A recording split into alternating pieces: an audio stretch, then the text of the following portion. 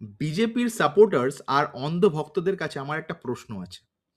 আমাদের দেশে আমরা রাশিয়া থেকে তেল কিনছি বা অন্য কোনো দেশ থেকে অয়েল বা ডিজেল কিনছি বিদেশ থেকে। আমাদের দেশে আমরা নিজেরাই সেই ডিজেলটি প্রতি লিটার ৯০ থেকে ৯৫ টাকায় বিক্রি করছি। আমরা সেই ডিজেল বাংলাদেশকে সাপ্লাই করছি। ভালো করে বুঝুন। বাংলাদেশকে আমরা ইন্ডিয়া থেকে ডিজেল সাপ্লাই করছি, ঠিক আছে?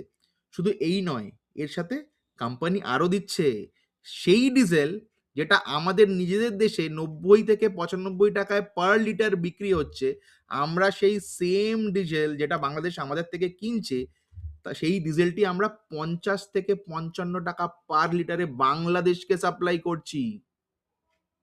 যেই ডিজেলটি আমরা আমাদের দেশে ৯০ থেকে ৯৫ টাকায় কিনছি, বাংলাদেশ আমাদের থেকে ৫০ থেকে ৫৫ টাকা পার লিটারে কিনছে। এখন বলুন বিশ্বাসঘাতক কারা? আমাকে বলুন দেশদ্রোহী কারা? আমরা কি বিশ্বাসঘাতক? যারা প্রশ্ন তুলছে তারা কি বিশ্বাসঘাতক? আমরা যারা প্রশ্ন করছি তারা দেশদ্রোহী? আমাদের দেশে গুরুতর বিষয়গুলো নিয়ে কেউ কথা বলে না। ধর্ষণ হয়েই চলেছে, সেটা নিয়ে কেউ কথা বলে না। এডুকেশন নিয়ে কেউ কথা বলে না। আনএমপ্লয়মেন্ট নিয়ে কেউ কথা বলে না। পলিউশন নিয়ে কেউ কথা বলে না। লোকজন আজকাল সিরিয়াস ইস্যুগুলোকে রসিকতা হিসেবে নিচ্ছে। আর যারা রসিকতা করে তাদেরকে সিরিয়াসলি নেওয়া হচ্ছে। এবং যেহেতু আমরা প্রশ্ন তুলছি, তাই আমরা দেশদ্রোহী, তাই না? শুধু হিন্দু মুসলিম করতে হবে, তাছাড়া আর কোনো গতি নেই, তাই না? পলিটিক্স করতে হবে।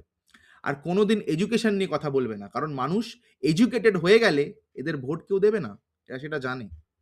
যত বেশি মানুষ এডুকেটেড হবে তত বেশি প্রশ্ন উঠবে, আর যারা প্রশ্ন তুলবে তাদেরকে এরা বিশ্বাসঘাতক বা দেশদ্রোহী বলবে।